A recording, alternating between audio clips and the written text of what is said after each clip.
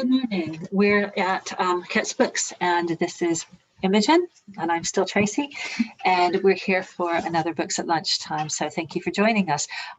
Imogen is our resident teen books expert.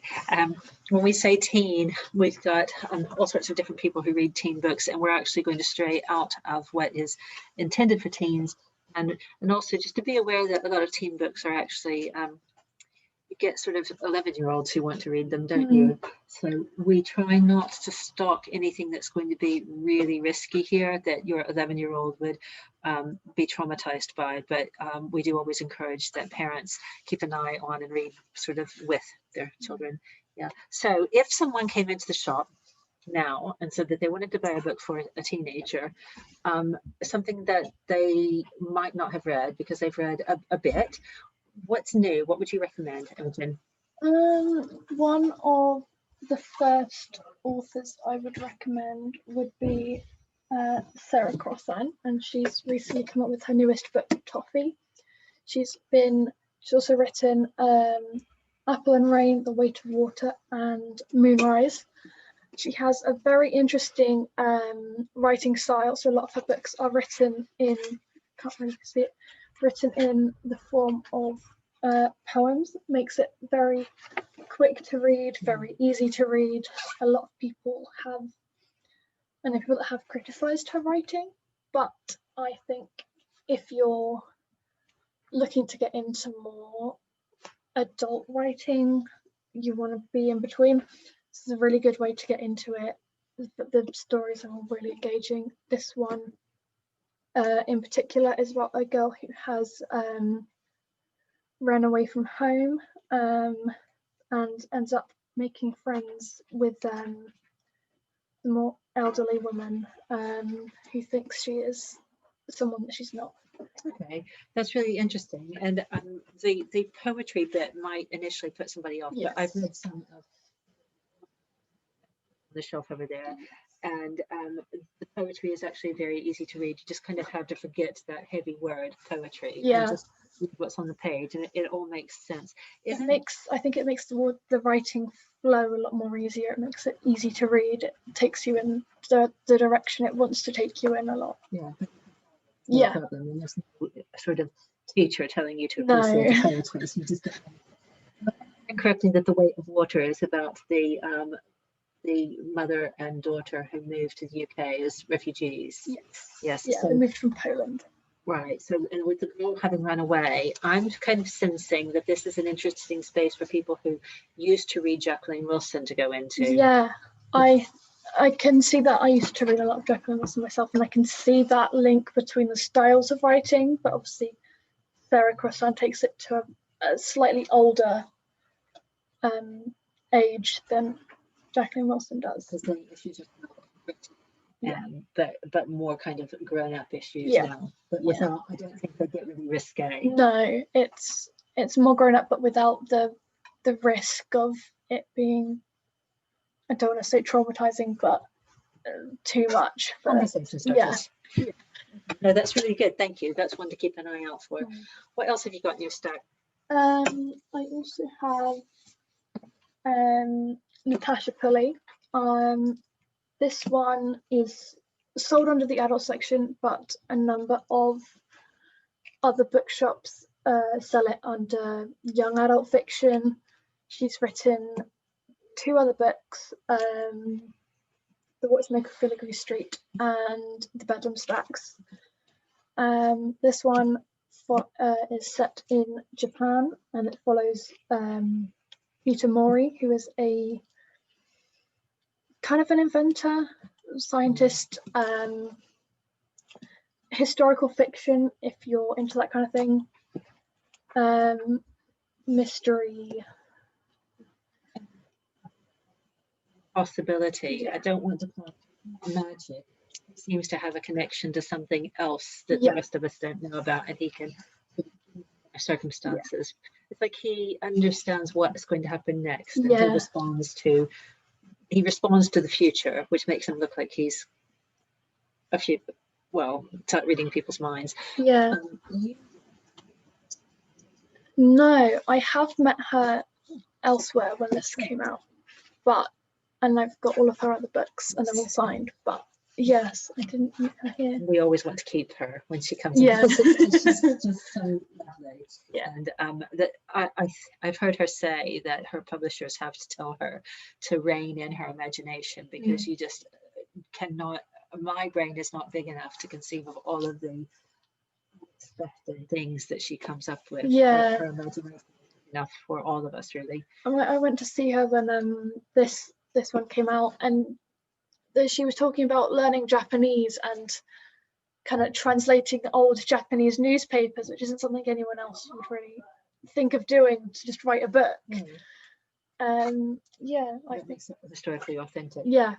Excellent. Okay, good choice. That should be in paperback early in the new year, I think.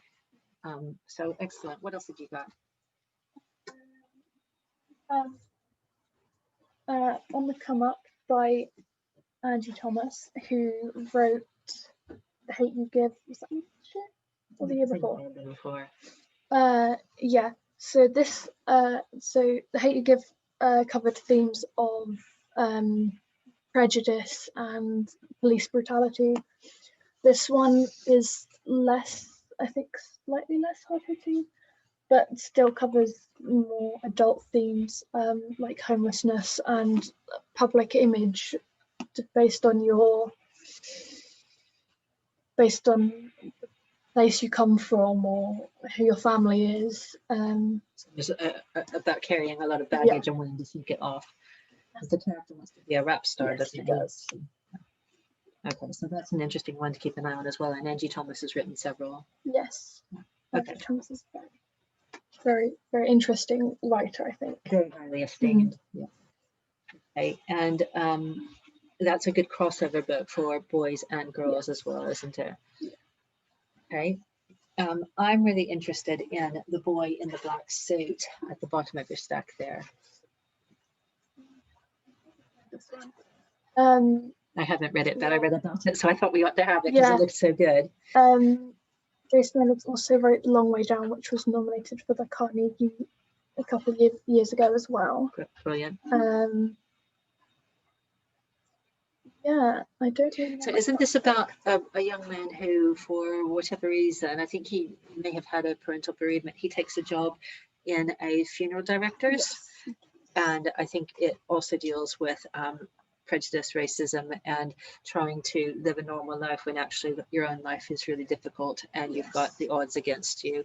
And as you said, the writer is Carnegie nominated. So it looked like a really solid choice for those teenagers who are wanting to explore bigger issues. You know, teenagers are well aware of the complications of life, and we just have to give them books that can address them and help them start exploring it, but without being too traumatic.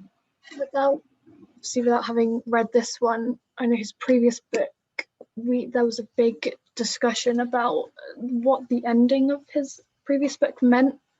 So I don't know if this is going to bring up those same kind of questions of how to interpret it. But if it does, it's interesting.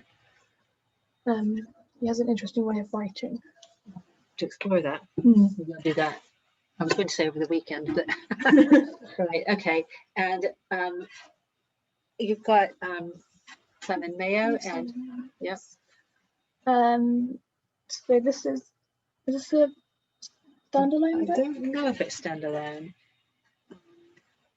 because he wrote Itch, and he wrote 2 or 3 others that came after that. I did read Itch. That was very.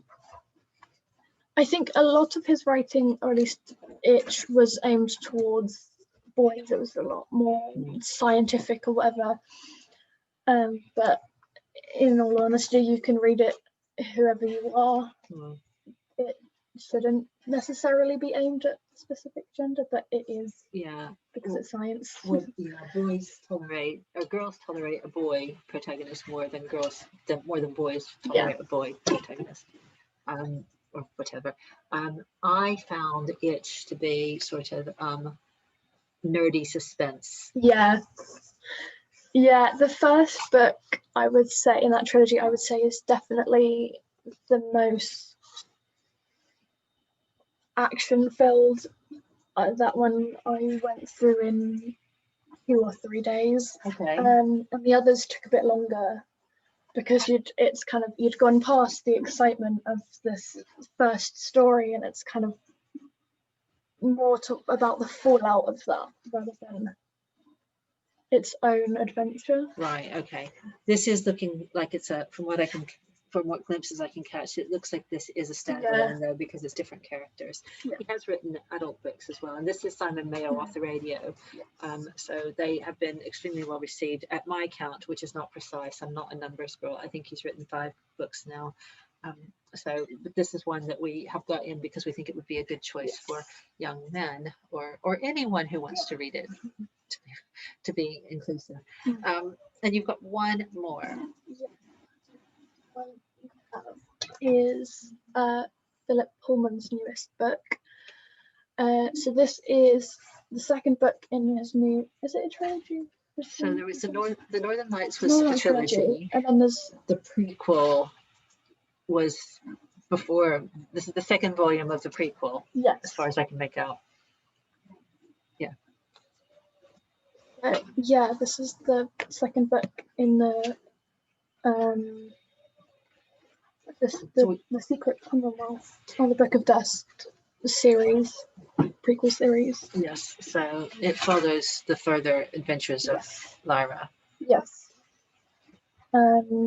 Personally, I never got into Philip Pullman, but this does look really interesting. I'm gonna have to go back and read them all again. There are an awful lot of people who adore them, and the Book of Dust was one of our best-selling books that we'd ever had come through the door with pre-orders, and just because people wanted to go back to the story. So for anyone who did catch up on the Secret Commonwealth when it first came out, the Book of Dust is a natural follow-on for that. So we hope that this has given you a bit more about books to think about that you might not have known about. There are so many books in the shop that you cannot get in to see because we're in lockdown, which is really annoying. I should be saying you, shouldn't I? We are actually, we've got plenty of books, and we just know that nobody's able to come in and just browse them and discover them. Which is a shame. It is a shame. I love wandering around bookshops, not knowing what I want to go in for, and coming up 3 or 4 of them. Yes, and books are changed. Exposure. And watching the blue book with the yellow dot, or whatever else you might want to know about. If you have any questions about what kind of shopping you might be wanting to do, if you could come in, contact us, email or phone or whatever. And we're doing a books at lunchtime every day during the 28 days of lockdown. So do get in touch if you want us to talk about any particular topics. Thank you very much. Button is on.